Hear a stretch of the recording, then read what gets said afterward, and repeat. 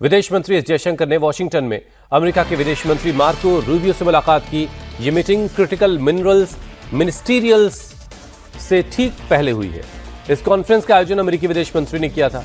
S Jaishankar और Rubio की मुलाकात का मुख्य एजेंडा भारत अमेरिका के द्विपक्षीय रिश्तों को और मजबूत करना, जिसमें क्रिटिकल मिनरल्स और सप्लाई चेन के रेजिलियंस यानी महत्वपूर्ण खनिजों में रणनीतिक सहयोग और सप्लाई चेन को मजबूत बनाना जैसी चीजें शामिल हैं।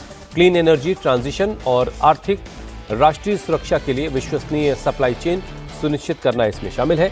इसके साथ ही साथ भारत अमेरिका ट्रेड डील को लेकर भी दोनों नेताओं के बीच बातचीत हुई है। दोनों नेताओं के बीच क्रिटिकल और इमर्जिंग टेक्नोलॉजीज, डिफेंस कॉर्पोरेशन और एनर्जी जैसे मुद्दे भी शामिल रहे। इस मुलाकात से पहले विदेश मंत्री ने अमेरिकी वित्त मंत्री स्कॉट बेसेंट से भी मुलाकात की।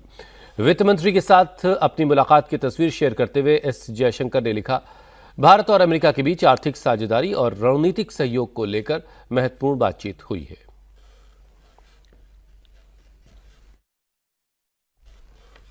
इस बीच व्हाइट हाउस की प्रवक्ता कैरोलाइन लिविट ने भारत अमेरिका ट्रेड डील को लेकर बयान दिया। कैरोलाइन ने कहा कि भारत अमेरिका में $500 अरब का निवेश करेगा।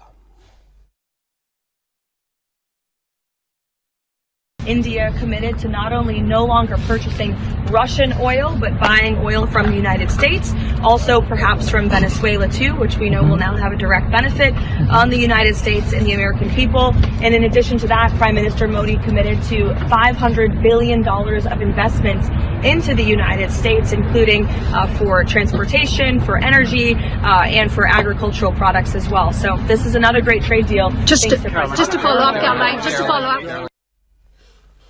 इस बीच अमेरिका की तरफ से ट्रेड रिप्रेजेंटेटिव जेमिसन गियर ने भारत अमेरिका ट्रेड डील को लेकर कुछ और अहम जानकारियां शेयर की। जेमिसन गियर के मुताबिक इस समझौते के तहत भारत ने अमेरिकी निर्यात पर टैरिफ कम करने पर सहमति जताई। भारत के औद्योगिक सामानों पर अब तक 13.5% का टैरिफ लगता था, उसे घटाकर 0 कर दिया गया है। भारत के जरिए रूसी तेल की खरीद को धीरे धीरे कम किए जाने पर भी अमेरिका की नजर है। यूएस ट्रेड रिप्रेजेंटेटिव के मुताबिक भारत ने कुछ कृषि उत्पादों पर अपने टैरिफ घटाने पर सहमति दी है। जेमिसन ग्रियर ने यह भी बताया कि इस समझौते का एक महत्वपूर्ण हिस्सा नॉन टैरिफ बैरियर्स को हटाना भी है, ताकि दोनों देशों के बीच व्यापार को और आसान बनाया जा सके।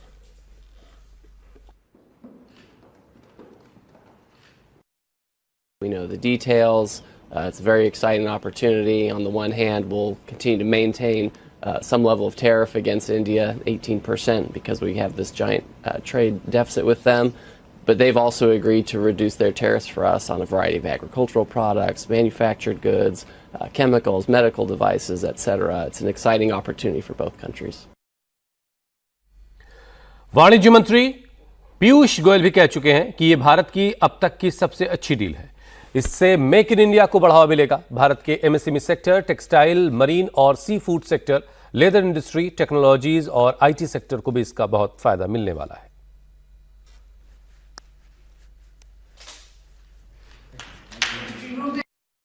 आज हर भारतवासी देश भर में माननीय प्रधानमंत्री नरेंद्र मोदी जी का साधुवाद कर रहा है। भारत के भविष्य को 4 चांद लगाने वाला ट्रेड डील माननीय प्रधानमंत्री नरेंद्र मोदी जी के नेतृत्व में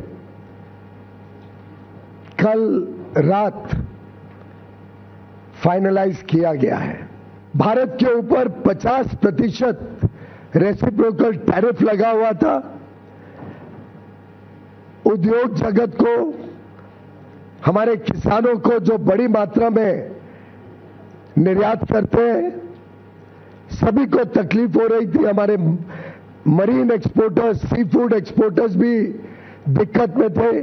वस्त्र क्षेत्र, टेक्सटाइल सेक्टर में भी आवश्यकता थी कि ये रेट कम हो। माननीय प्रधानमंत्री नरेंद्र मोदी जी ने कल इतनी बढ़िया डील भारत के लिए तय की है, जो इतने वर्ष, 1 महीनों में हम तय नहीं कर पा रहे थे। उन्होंने अपने मित्रता के आधार पर भारत के हितों को प्राथमिकता देते हुए और भारत की तेज गति से बढ़ती हुई अर्थव्यवस्था को विश्व के सामने जिस प्रकार से पेश किया है, उसके चलते भारत को ये बढ़िया डील माननीय प्रधानमंत्री जी के नेतृत्व में मिली है। जो trade deal United states of America के साथ फाइनलाइज की है, वो हमारे सभी पड़ोसी, सभी आसपास के देश, सभी जो देश हमारे साथ स्पर्धा करते हैं, उन सभी देशों में सबसे बढ़िया डील भारत को मिली है। आप सबको, हम सबको मिली है, जो देशवासियों के उज्जवल भविष्य के लिए शुभ संकेत लाती है।